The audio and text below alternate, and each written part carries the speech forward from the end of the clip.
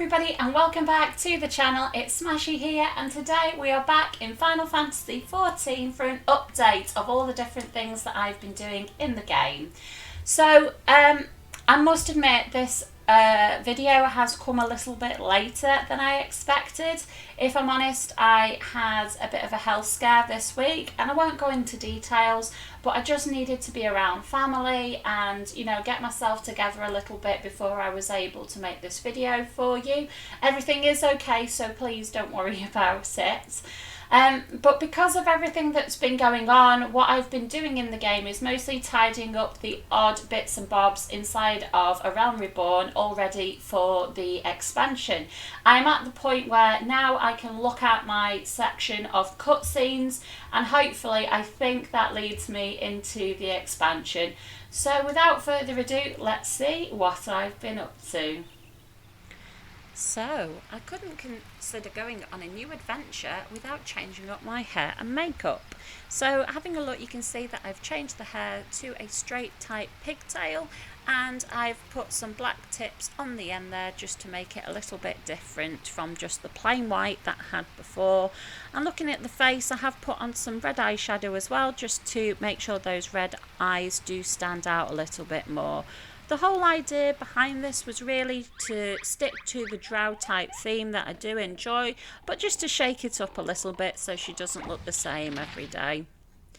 I have done so much work with regards to my quest log, and I know a lot of you will be happy to hear that I found this guy in the sand. So Mr. Hildebrand has been found and I can confirm that I have completed the entire chain. So what I've done for you now is just compile some of the scenes from the beginning to the mid of this chain. What I like about this is the amount of work that has gone into the cutscenes, and I thought it was very funny in many stages. And as I've said, I was having a bit of a low week, so having a full chain of funny quests was really good for me. I think that when I've encountered hilarity in the game before, it's been in the form of very short kind of one quest wonders. There hasn't been a full chain as such that's had so much comedy added to it and quality. Really, it was great from a story point of view, but also it's things like the facial features in the characters when they talk, and the Hildebrand family, you know, they're very unique in the way they behave. There's not many games that you can say that when you look at a character's face, you honestly understand the way that essentially a computer generated face actually feels. And I think that the team did a fantastic job. I mean, you could really capture that sense of horror in Hildebrand's face then, which is something completely different. I don't have to speculate, I know how he feels. And this little Roadrunner style reference really makes me smile. You know what I'm like. I absolutely love references to various different aspects of life. And this one was very unexpected, as they usually are, and just made me laugh that little bit.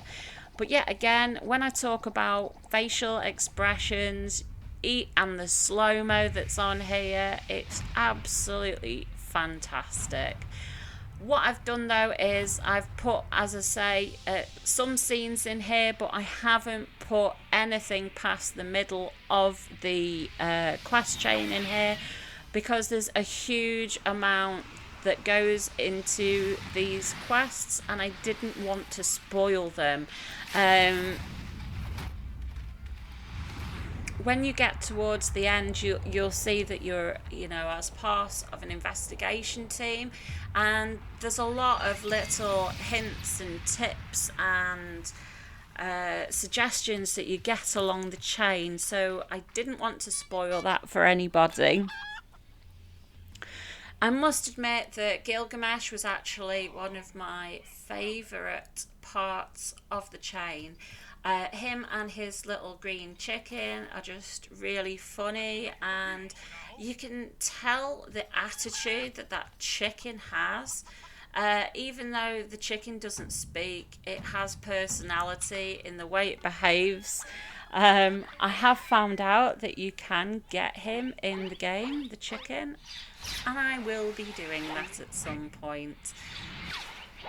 But the whole story about Gilgamesh's vendetta with the player character is great. And this scene with the throwing card always makes me laugh when you see these throwing cards come in, and yet again there's this motion stop and slow-mo to really highlight the card coming in and interrupting the team, and no doubtedly hitting somebody at the end. The sound effects are also something that I appreciate in this chain. And last but not least, I couldn't not put this scene into the video. So this particular little bit reminded me of a Jabba the Hutt and Princess Leia type scene, where you got the big blob, the pretty girl who's not wearing very much, and he's obviously likes her and she doesn't want anything to do with him. So other things that I've been completing in my log, you can see here, I'm just unlocking a couple more of the beast tribes. I have been helping out the sylphs a little bit, but I hadn't really bothered with these other quest chains. But they're here for another day if I do have a few minutes to come back and do a few quests. I have noticed they don't take too long. Also, in my log, I found out I had a lot of chains that leaded into the extreme modes for some of these instances, and it was really nice to have a change in tempo. And as part of doing these unlocks for the extreme modes, I found our dear friend Elise.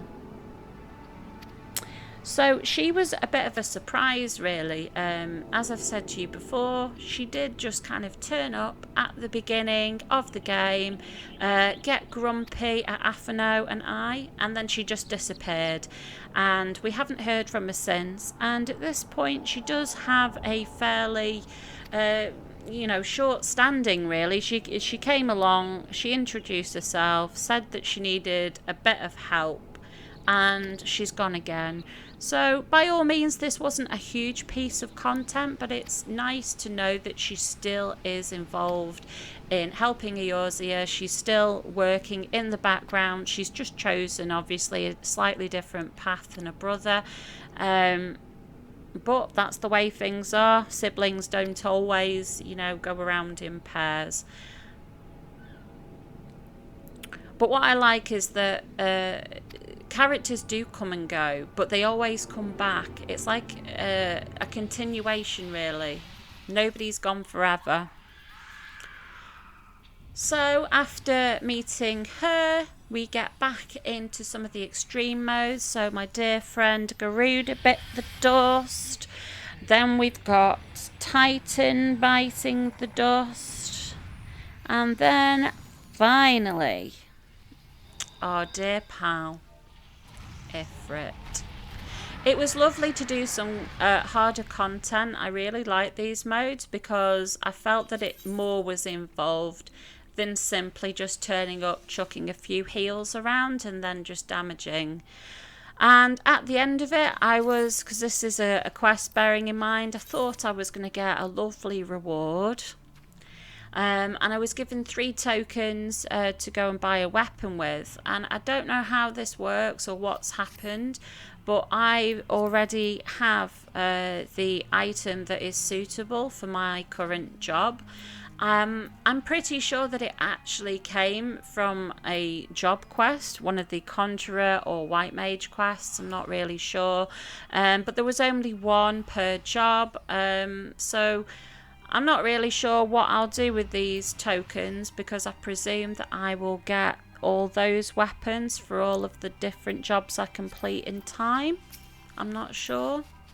But I did look around for a bit anyway, and I couldn't find anything else to use these tokens on. It was really just those weapons at the end of the day.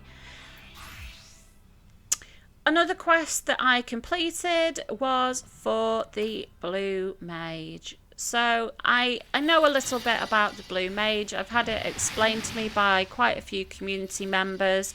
The only reason why I went and picked this up really is because the quest was available. So I thought I'd just turn it in. It wasn't too far from one of the cities, as you can see in the background. But I thought that this was a lovely introduction. I am quite looking forward to doing Blue Mage at some point in the future. It seems like a very Pokemon-y type job almost, that rather than running around catching all the Pokemon, you're running around catching all of your abilities from various different mobs. And it's just nice that it has a different way of being leveled and developed than some of the other jobs that we've got. Well, all of the other jobs that we've got. So I understand obviously what it's about, that it's usually 10 levels below the max level. So it's something that I'm not going to prioritise doing, but I thought that I would just complete the quest for now so that I had it there for when I need it. And what better way to beat a Kraken than with a stick? I thought I would include this purely because of hilarity, rather than attempting to cast any spell at this guy. I'm just whacking him with a stick. It even sounds like Pokemon when you defeat him. I mean, come on. Moving on, another thing I've been up to this week, obviously we have our brand new eventing game, and you know, I like to compare to World of Warcraft because it's what I know, but Blizzard are actually quite good at decorating cities and towns for events. But this was really good, and I think it's amplified by the graphics and how good this game looks in comparison, the different engine that's used to create Final Fantasy.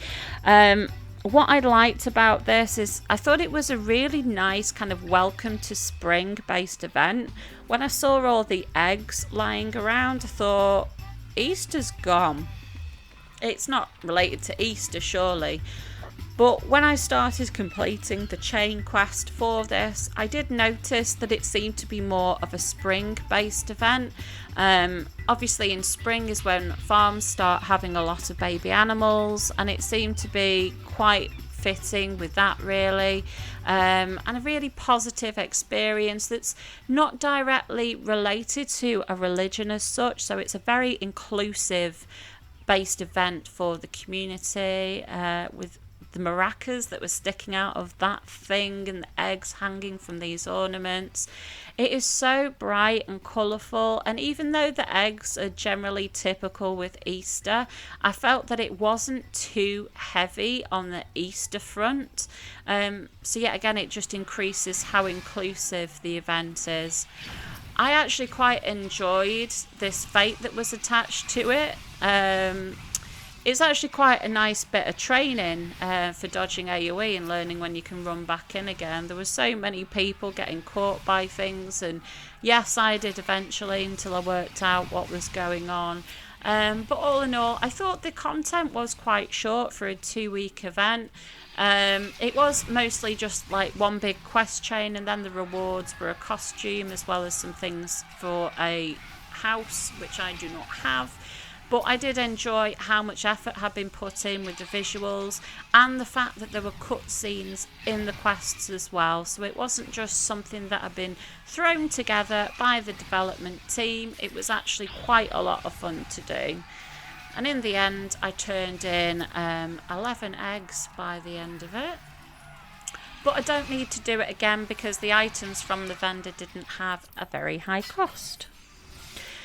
Moving on, one thing I did do was I went through my hunting log first page for the twin adder and just got all of that completed. I reached a point in my promotions where I couldn't go any further until my hunting log was completed, the first page at least. So what I did was just teleport around to the various different areas and get all of that turned in. I also had a quest from this chap to go and complete a dungeon. So yeah, again, I've done that just to hand in. I didn't necessarily need to do this because I didn't have a blue side quest in my log, but when I noticed that I was almost there and I had quite a lot of seals available from having done all those extreme modes, I thought it made sense to rank up just a little bit in terms of promotions. So I'm out of tokens once again. Moving on. Somebody said to me about the relationship with pets in my latest video with the fat cat and the onion knight. So I've got my wolf pup out and I have snuck up to somebody with this kitten because I was told that these two have a specific interaction that I didn't know about. So eventually, after sitting there for a while, I did get these guys to fight it out. So that was really cool to see that. And I'm looking forward to finding more with a similar interaction.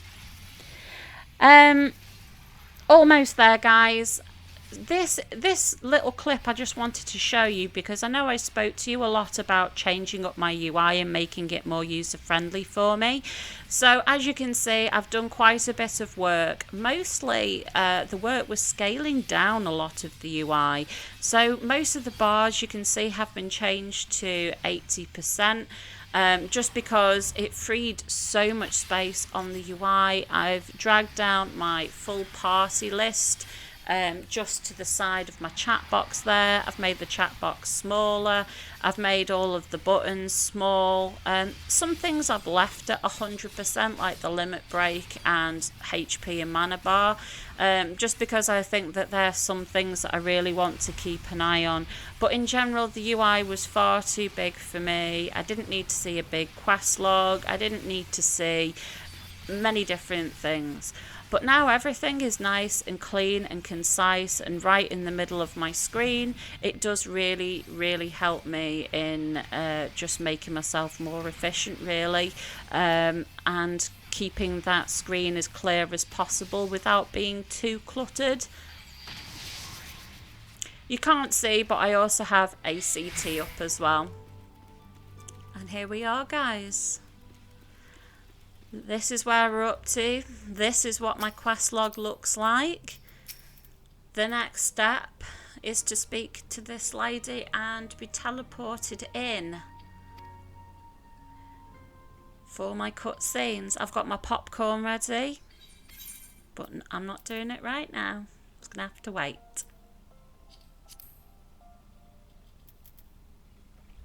So that's it, guys. A Realm Reborn is over and done with. And, you know, I think it's taken me about 3 weeks. But as I say, with that kind of little bit of leave I took, it has taken me longer than I anticipated. I appreciate that the first few videos I did were a lot more fast-paced, and this video was kind of, as I say, sorting out all those loose ends that I hadn't finished, all those blue side quests, etc.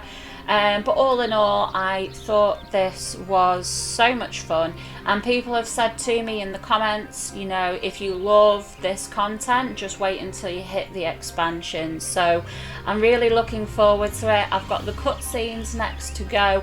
What I'm going to do is stream that for you. I think that that might be an interesting way for you to see that.